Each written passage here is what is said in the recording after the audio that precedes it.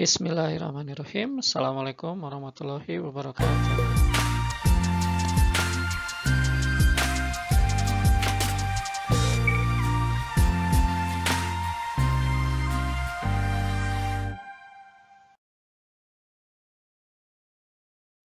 Oke, soal yang pertama ini adalah soal tentang aplikasi integral, yaitu tentang volume benda putar.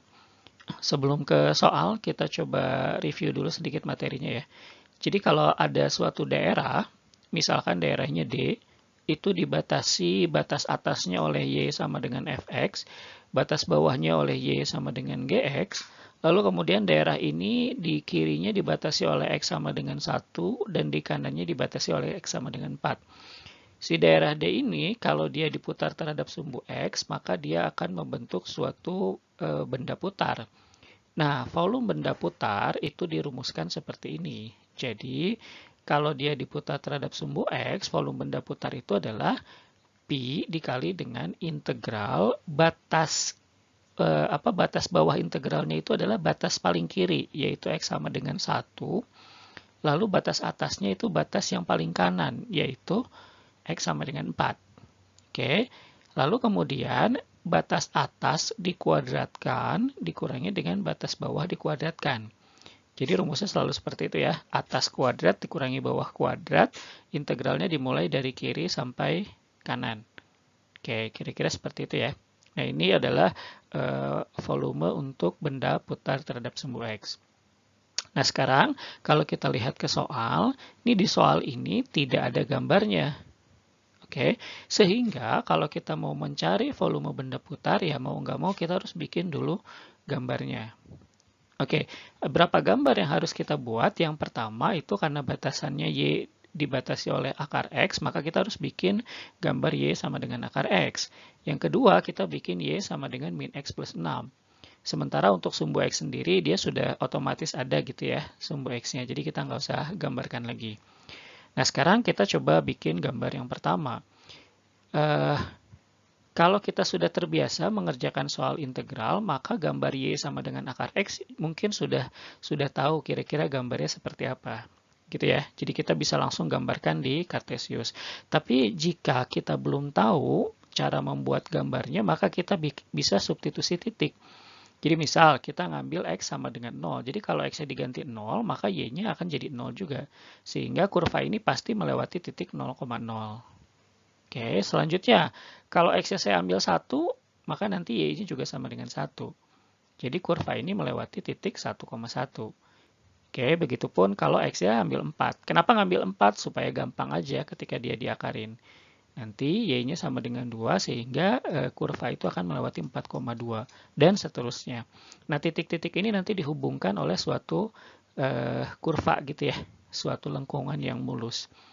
Nah, yang kedua, kalau kita mau buat yang Y sama dengan min X plus 6, ini juga sama caranya.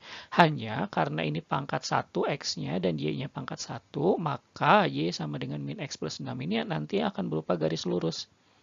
Kita akan menguji dia dengan X sama dengan 0, Y sama dengan 6 gitu ya. Jadi ketika X-nya diganti 0, nanti Y-nya sama dengan 6, maka garisnya itu akan melalui titik 0,6. Selanjutnya kalau Y-nya sekarang yang 0, maka X-nya nanti juga sama dengan 6, sehingga dia akan melewati titik 6,0. Nah, setelah informasinya kita masukkan ke dalam Cartesius, nanti kita kira-kira akan peroleh gambar grafik seperti ini.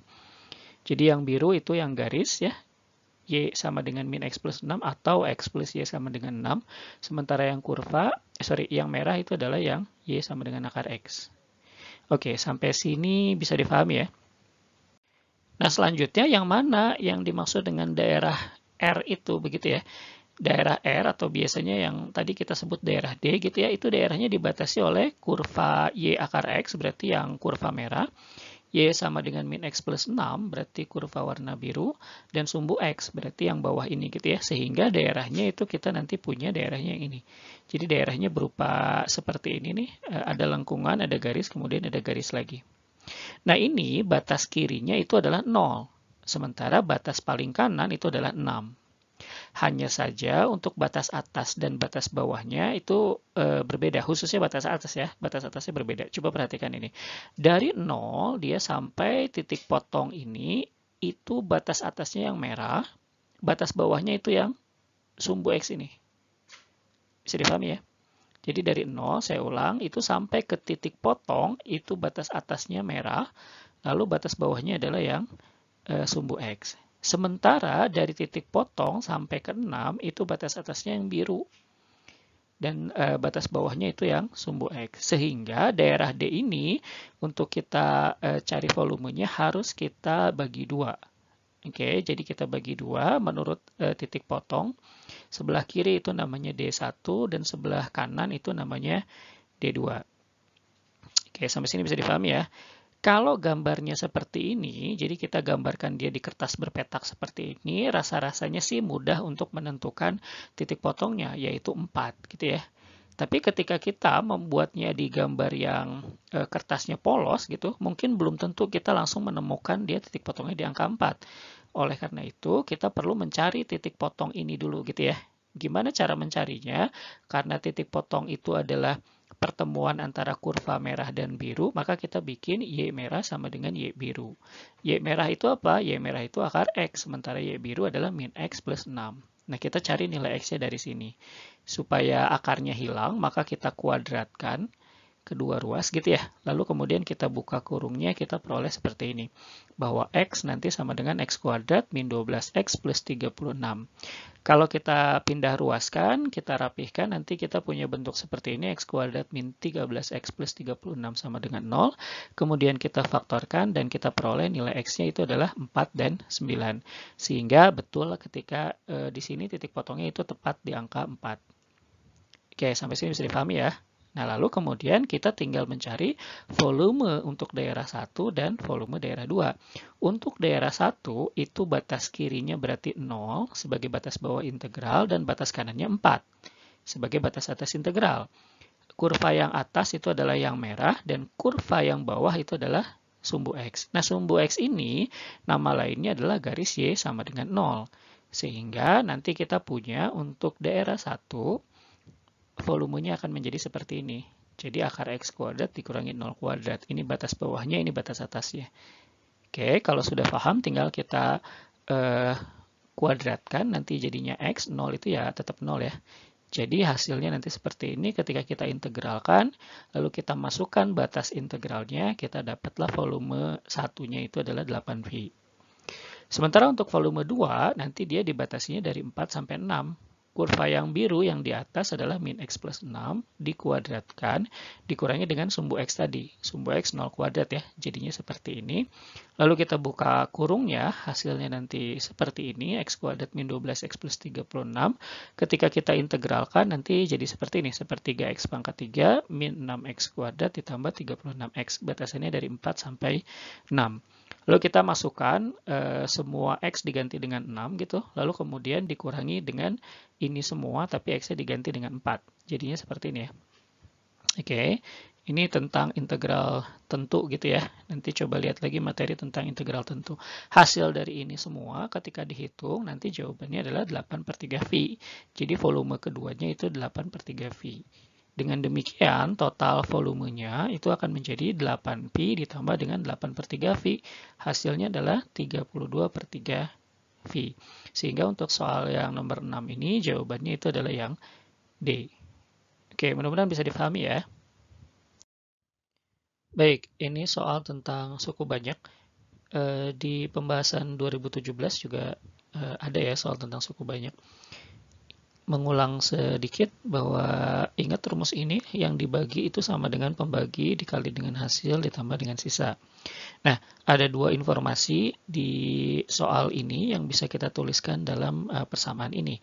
Yang pertama adalah jika PX dibagi oleh X kuadrat plus 4, itu sisanya B min 3A. Jadi kita bisa tuliskan seperti ini. PX itu nilainya sudah ada, jadi saya masukkan nilainya gitu ya. Pembaginya itu X kuadrat plus 4, hasilnya kita tidak tahu, tapi sisanya kita tahu B min 3A. Nah, informasi yang kedua, PX habis dibagi oleh X plus 1. Kalau dia habis dibagi, artinya sisanya itu sama dengan 0. Jadi kita tuliskannya dalam bentuk seperti ini pembaginya, X plus 1, hasilnya juga sama, kita tidak tahu, tapi yang pasti sisanya itu adalah 0. Baik, sampai sini bisa dipahami ya. Nah, sekarang ingat, seperti di pembahasan sebelumnya, kita akan coba menghilangkan HX gitu ya. Karena kita tidak tahu nilai HX, maka kita bisa menghilangkan nilai HX. Caranya adalah dengan memilih nilai X sehingga pembaginya menjadi 0. Untuk kasus ini, dia akan menjadi 0 kalau X-nya itu diganti dengan min 1. Dengan demikian, semua persamaan ini, semua X-nya kita ganti semua dengan min 1. Hasilnya jadi seperti ini. Min 1 pangkat 3 ditambah A dikali min 1 kuadrat ditambah 4 kali min 1 gitu ya. Ditambah 2B ditambah 1 sama dengan, nah ini di sini kan min 1 tambah 1 jadi 0 ya. Sehingga berapapun H min 1 dia akan 0 ketika dikalikan. Jadi kita punya bentuk seperti ini. Min 1 sama satunya habis, tinggal pindah ruaskan min 4-nya, jadi kita punya satu persamaan antara A sama B itu A ditambah 2B itu adalah 4 gitu ya. Jadi kita punya hubungan yang pertama seperti itu. Nah, kalau kita coba lihat di kasus yang pertama, di sini, kita juga harusnya sama tuh, membuat pembaginya menjadi 0. Hanya saja bentuk X kuadrat plus 4 itu tidak ada nilai X yang menyebabkan dia menjadi 0. Sehingga kita tidak bisa melakukan hal yang sama seperti di kasus yang kedua ini. Oke, dengan demikian mau tidak mau kita harus membagi PX-nya gitu dengan X kuadrat plus 1. X kuadrat plus 4. Cara membaginya bisa menggunakan Horner atau bisa menggunakan cara biasa yang seperti ini. Oke, saya gunakan cara yang biasa ya. Ingat, dalam membagi ini kita lihat yang suku-suku pertamanya. Jadi di sini kan X kuadrat ya. Nah, X pangkat 3 itu nanti dibagi dengan X kuadrat, gitu kan ya. X pangkat 3 dibagi dengan X kuadrat itu hasilnya adalah X, kita tuliskan di atas. Lalu kemudian X ini dikalikan ke semua pembagi gitu ya. Jadi X dikalikan dengan X kuadrat plus 4. Hasilnya itu nanti kita peroleh X pangkat 3 ditambah dengan 4X. Seperti biasa, seperti pembagian yang biasa, kita kurangi. Oke, X pangkat 3-nya habis, tinggal sisa AX kuadrat. 4X-nya habis juga ya, 4X-nya habis, ditambah 2B ditambah 1. Hasilnya tinggal seperti ini. Lalu kemudian kita coba bagi lagi. Apa yang dibagi ya? Sama, yang posisinya paling depan. Jadi AX kuadrat itu nanti dibagi dengan X kuadrat lagi. Hasilnya itu nanti adalah A. Jadi kita nanti gunakan plus A. Nah, setelah itu plus A-nya sama. Kita kalikan lagi ke X kuadrat plus 4. Nanti hasilnya jadi AX kuadrat ditambah dengan 4A. Ini juga sama, nanti kita kurangi, hasilnya seperti ini. Nah, 2B plus 1 min 4A ini sudah tidak punya X dan tidak bisa lagi dibagi dengan X kuadrat. Sehingga 2B plus 1 min 4A ini menjadi sisa. Baik. Oke, nah sisa ini itu ternyata kan sama juga tuh, di soal sudah diketahui juga sisanya B min 3A.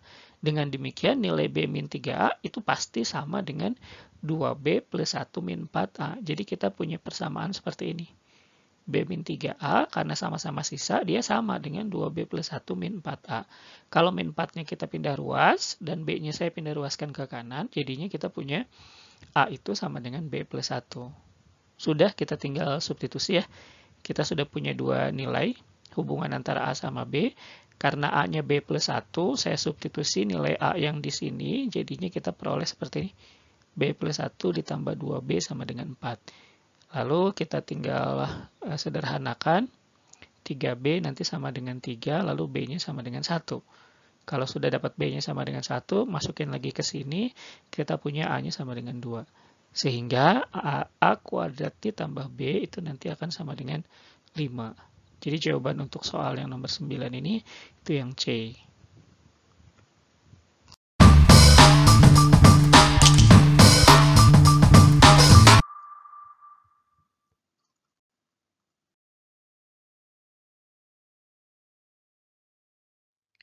Baik, ini selanjutnya adalah soal tentang aplikasi turunan, yaitu tentang persamaan garis singgung kurva.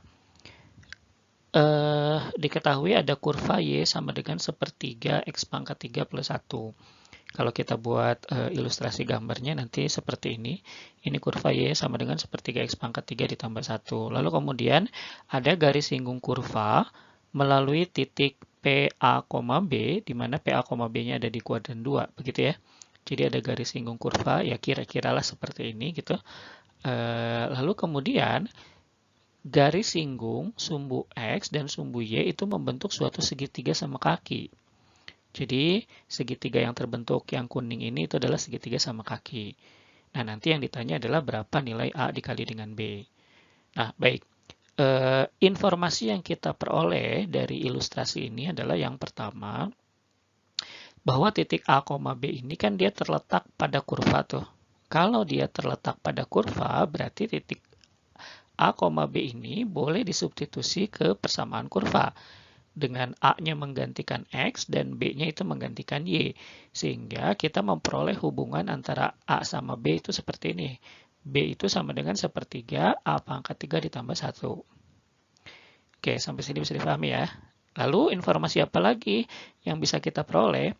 Yang namanya garis singgung kurva, gradiennya itu adalah turunan pertama. Jadi turunan pertama dari kurva gitu ya. Nah, turunan pertama dari kurva di titik X-nya berapa gitu ya. Karena di sini titik singgungnya itu X-nya sama dengan A, maka gradien itu adalah turunan pertama, nanti X-nya diganti sama nilai A.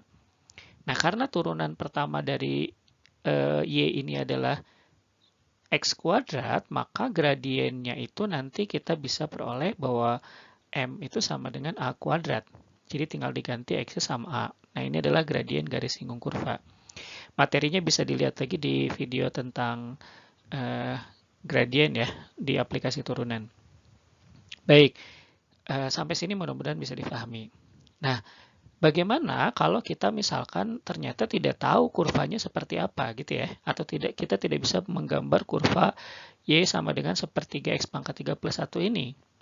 Nah, ini tidak masalah gitu ya. Yang penting kita masih punya gambaran bahwa garis singgung, lalu kemudian sumbu X dan sumbu Y itu membentuk segitiga sama kaki. Jadi kalau kita perhatikan, kita punya begini ya, ini garis singgungnya. Nah, dia membentuk segitiga sama kaki. Oke, kalau kita kasih nama segitiganya itu adalah AOB gitu, maka kita tahu bahwa sudut O itu adalah 90 derajat. Bisa dipahami ya? Nah, karena OA dan OB itu adalah sama gitu, maka pasti sudut A itu nanti 45 derajat. Nah, informasi apa yang kita peroleh dari sini? Kita tahu bahwa di persamaan garis lurus, gradien garis itu sama juga dengan tangen alfa. Jadi garis yang merah ini mempunyai gradien itu tangen alfa. Atau di sini sudutnya A berarti dia tangen A gitu ya. Nah, karena A-nya 45 derajat, maka nanti gradiennya itu sama dengan 1. Nah, dari kedua informasi ini, A kuadrat dan 1 ini, nah kita bisa peroleh nih nilai dari A. Kan ini sama-sama gradien garis yang merah tuh. Jadi kita punya persamaan A kuadrat itu nanti sama dengan 1. Oke, nah lalu kemudian setelah dapat A kuadrat sama dengan 1, maka kita bisa peroleh nilai A. Nilai A-nya min 1. Kenapa A-nya min 1? Karena A itu ada di kuadran 2. Oke, berarti dengan demikian X-nya harus negatif kalau di kuadran 2. Sehingga kita ambil nilai A-nya min 1. Nah, untuk mendapatkan nilai B, A ini tinggal kita substitusi ke persamaan yang pertama tadi gitu ya. Jadi kita punya B itu sama dengan sepertiga dikali min 1 pangkat 3 ditambah 1. Ini jadi min 1 dikali sepertiga jadi min 1 per 3 ditambah 1 jadinya 2 per 3. Nah, hasil kali A kali B tinggal dimasukkan ya. A dikali B berarti jadi tinggal min 2 per 3. Jadi untuk soal nomor 10 ini jawabannya itu yang A. Baik, soal selanjutnya ini tentang pertidaksamaan trigonometri gitu ya. Jadi kita punya sin 2x dikurangi dengan 2 cos kuadrat x lebih besar sama dengan min 2. Batasannya X-nya itu di antara V sampai 2V. Jadi selang yang begini namanya selang tutup, itu kalau dituliskan, itu sama saja dengan seperti ini, bahwa X-nya ada di antara V sampai 2V. Baik, untuk menyelesaikan ini, pertama kita coba lihat dulu nih, bahwa di sini sudutnya berbeda. Untuk sin itu sudutnya 2X, untuk cos itu sudutnya X. Nah, langkah pertama kita harus samakan dulu. Jadi kita bentuk yang 2X ini menjadi dalam bentuk X. Ingat di trigonometri kita punya persamaan seperti ini, bahwa 2 sin X dikali cos X sama dengan 2X. Sama dengan sin 2X. Dengan demikian, sin 2X ini bisa disubstitusi oleh nilai ini ya, 2 sin X dikali cos X. Jadi kita punya bentuk seperti ini. Lalu kemudian ruas kanannya ini saya pindahkan sehingga jadi plus 2 gitu ya, sehingga ruas kanannya 0. Oke, sampai sini bisa difahami ya. Lalu kemudian kita bisa sederhanakan, kita bagi semua dengan 2, sehingga kita punya bentuk seperti ini. Sin X dikali cos X dikurangi cos kuadrat X ditambah 1 lebih besar sama dengan 0. Nah ini kalau kita tukar nih 1 sama cos kuadrat X-nya, kita juga bisa punya bentuk seperti ini ya. 1 min cos kuadrat X. Nah 1 min cos kuadrat X ini bentuk yang harusnya tidak asing. Dia bisa berubah menjadi sin kuadrat X dengan persamaan ini ya. Ingat karena sin kuadrat ditambah cos kuadrat sama dengan 1, sehingga sin kuadrat itu nanti 1 min cos kuadrat X. Baik, sampai sini mudah-mudahan bisa difahami. Jadi kita ganti dia menjadi sin kuadrat X. Hasilnya seperti ini.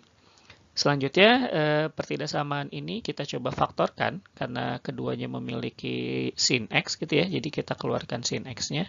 Hasilnya seperti ini, jadi sin X dikali dengan cos X ditambah sin X lebih besar sama dengan 0. Kita tinggal cari pembuat 0-nya. Yang pertama adalah sin X-nya sama dengan 0, dan yang kedua adalah cos X ditambah sin X sama dengan 0. Begitu ya. Sin X itu akan sama dengan 0, pada selang ini ya, antara V sampai 2Pi itu saat X-nya 180 dan 360. Oke, atau 180 dan 360 ini kalau dalam bentuk Pi, dia jadinya gini, Pi sama 2Pi, begitu ya. Jadi pembuat 0 yang pertama itu adalah V sama 2Pi. Nah, untuk yang sebelahnya, yaitu cos X ditambah sin X, kita bisa pindah ruaskan nih, bahwa cos X sama dengan min sin X. Nah, ini juga sama nih. Untuk selang antara Pi sampai 2Pi atau 180 sampai 360, nilai cos X yang senilai dengan min sin X itu hanya ada satu, yaitu 315 derajat. Oke, Meters bisa lihat-lihat lagi tentang nilai trigonometrinya begitu ya. Nanti kita peroleh 315 derajat. Nah, ini juga sama kalau kita ubah dalam bentuk Pi, jadinya 7/4Pi. Nah, seperti biasa, pembuat 0 ini kita masukkan ke dalam garis bilangan.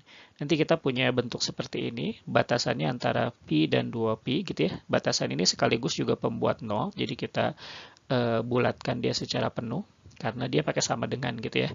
Jadi dia dibulatkan penuh, lalu 7/4Pi itu juga diperoleh dari pembuat 0 yang ini, yang satu lagi.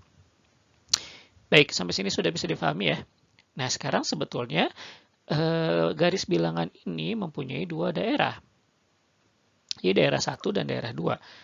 Sehingga jawaban untuk soal ini sebetulnya ya kalau nggak daerah 1 ya daerah 2 kan gitu ya. Sederhana sebenarnya gitu ya. Kalau kita menganggap bahwa daerah 1 yang menjadi jawabannya gitu, berarti yang jadi A itu adalah yang Pi. Oke, karena kan batasannya dari A sampai B tuh. Jawabannya kan pengennya dari A sampai B. Berarti kalau daerah 1 yang jadi jawaban, yang jadi Pi itu adalah A, dan yang jadi B itu adalah 7/4Pi. Sehingga kalau kita jumlahkan, itu hasilnya adalah 11/4Pi. Dan itu hasilnya ada nih di jawaban yang C. Bagaimana kalau misalkan yang kedua, daerah yang kedua yang jadi jawaban, maka yang jadi A-nya itu adalah yang 7/4V, dan yang jadi B-nya itu yang 2Pi. Jadi kalau kita jumlahkan hasilnya 15/4V. Dan ini sebetulnya tidak ada jawabannya. Oke, tidak ada di pilihan maksud saya. Berarti harusnya sih selesai nih soal ini dijawab dengan jawaban C. Oke, tapi kalau misalkan kita pengen lebih akurat gitu, maka kita bisa menggunakan uji nilai. Jadi kalau kita uji, nilai antara daerah 1 dan daerah 2, kita uji di daerah 1 saja lah ya. Yang mudah kita ambil X-nya 270 derajat, maka nanti kita substitusikan nilai 270 derajat ini ke pertidaksamaan yang terakhir, atau ke bentuk yang terakhir yang ini nih. Jadi, nanti kita substitusi, X-nya diganti 270 derajat, gitu ya. Nanti kan ujinya itu nanti apakah benar dia lebih besar sama dengan 0, kira-kira begitu ya. Sin 270 derajat itu min 1. Sedangkan cosnya itu 0. Jadi kita nanti punya bentuk seperti ini, min 1 yang di dalam kurung ini min 1. Kalau dikaliin jadi 1. Nah, 1 itu benar lebih besar sama dengan 0. Maka daerah yang benar itu ya daerah yang 1. Gitu kan ya. Nanti himpunan jawabannya jadi seperti ini, sehingga jawabannya ya tetap menjadi yang 11/4 V tadi. Ini kalau kita ingin mengerjakannya secara lebih detail. Baik, soal yang terakhir ini soal nomor 15.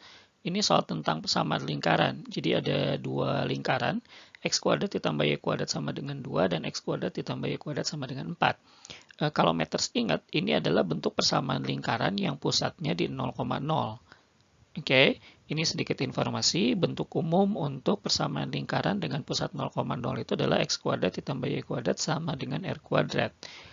Dengan demikian, lingkaran pertama yang bentuknya seperti ini sesungguhnya dia mempunyai jari-jari akar 2, begitu ya. Karena kan r kuadratnya sama dengan 2, maka r-nya jadi akar 2. Begitupun yang kedua, karena r kuadratnya sama dengan 4, maka jari-jarinya nanti kita peroleh dia sama dengan 2. Oke, jadi kalau kita bikin ilustrasinya, kedua lingkaran itu kira-kira jadi seperti ini. Jadi lingkaran pertama itu adalah yang hijau, sementara lingkaran kedua itu yang merah, begitu ya. Nah, untuk lingkaran yang hijau, itu jari-jarinya akar 2, maka kita punya titik-titik seperti ini nih. Di mana ada akar 2 gitu ya, ada min akar 2 untuk di batas kirinya, dan di batas bawahnya juga min akar 2. Kira-kira seperti ini, sementara untuk yang merah, itu nanti bentuknya seperti ini. Jadi jari-jarinya 2. Oke, sampai sini mudah-mudahan bisa dipahami. Lalu kemudian, ada garis L1 yang menyinggung lingkaran pertama di titik 1,-1. 1,-1 itu kan di sini ya, kira-kira gitu ya. Jadi ada garis, kalau kita bikin ilustrasinya jadi seperti ini. 1,-1 ini namanya garisnya adalah L1. Oke, menyinggung lingkaran yang hijau. Nah, lalu kemudian ada garis yang kedua, namanya garis L2. Dia penyinggung lingkaran kedua, jadi menyinggung lingkaran yang merah dan tegak lurus dengan L1. Jadi dia garisnya menyinggung lingkaran yang merah sekaligus tegak lurus sama yang garis biru gitu ya. Akan ada dua kemungkinan nih. Jadi yang pertama posisinya di sini, ini menyinggung, lalu kemudian ini tegak lurus di sini gitu ya. Atau yang satu lagi adalah posisinya di sini. Jadi bisa ada dua kemungkinan untuk L2. Baik, sampai sini bisa difahami ya. Nah, yang jadi pertanyaan adalah titik potong L1 dan L2 adalah berapa gitu ya. Jadi titik potong itu berarti juga nanti akan ada dua. Apakah di yang bawah sini atau yang di atas sini. Bisa ya. Nah, ini sebetulnya kita bisa melihat jawaban itu berdasarkan ilustrasi ini. Jadi kita bisa melihat jawabannya berdasarkan ilustrasi ini. Coba bayangkan begini. Kalau sekarang saya punya titiknya misalkan di sini. Titik potong yang mau dicari adalah di sini. Maka tentu kita bisa lihat nih. Kalau dia titik potongnya yang di sini, koordinat Y-nya, jadi posisi Y-nya itu pasti lebih kecil dari min 2. Begitu ya. Jadi titiknya itu, Y-nya itu, nilai Y-nya pasti lebih kecil dari min 2, karena min 2 itu kan di batas lingkaran merah ini kan. Nah, di pilihan jawaban itu tidak ada nilai Y gitu ya, Y-nya itu nggak ada yang lebih kecil dari min 2. Oke, jadi kita hanya bisa melihat dari ilustrasi ini, kita sudah bisa menjawab harusnya, begitu ya. Jadi dengan demikian, pasti bukan di titik ini, titik potongnya. Oke, berarti yang dimaksud mungkin titik potong yang satu lagi, yaitu yang di titik sini, yang di atas ini. Oke. Nah, sekarang perhatikan, titik yang di sini, titik potong yang di sini, ini pun mudah sebetulnya dengan melihat jawabannya. Pasti di sini X-nya itu, gitu ya, posisi X-nya pasti lebih dari 2. Oke, karena 2-nya di sini, pasti kalau titik potong ini X-nya lebih dari 2. Bisa dipahami ya? Kita hanya tinggal melihat di pilihan jawaban mana yang X-nya lebih dari lebih dari 2. Oke, karena akar 2 itu sekitaran 1,4, maka ini 1 ditambah 1,4 itu lebih dari 2. Oke, sementara pilihan B itu 1 dikurangi akar 2, pasti dia lebih kecil dari 2, maka kita pastikan dia jawabannya salah, dan yang D juga kita pastikan jawabannya salah. Oke, sampai sini bisa dipahami ya. Lalu kemudian kalau kita tarik nilai Y-nya gitu, ini Y-nya pasti lebih kecil dari akar 2, begitu ya. Pasti lebih kecil dari akar 2. Sudah, kita tinggal melihat di antara pilihan A, C, sama E, yang Y-nya lebih kecil dari akar 2 itu hanya ada satu, yaitu yang A. Sementara yang ini akar 2 plus 1 pasti lebih, ini juga akar 2 plus 2, lebih dari akar 2. Sehingga jawabannya itu yang A. Jadi untuk soal yang ini, kita bisa melihat dari ilustrasinya saja. Oke.